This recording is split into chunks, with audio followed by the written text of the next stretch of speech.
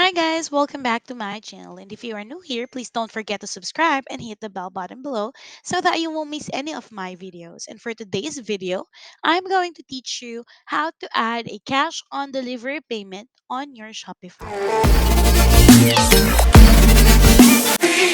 Go ahead and log into your account at shopify.com. And once you're already here, hit login and log into your store.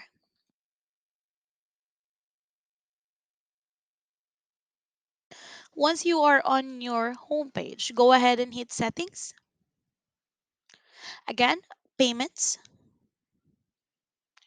Scroll down and manual payment methods.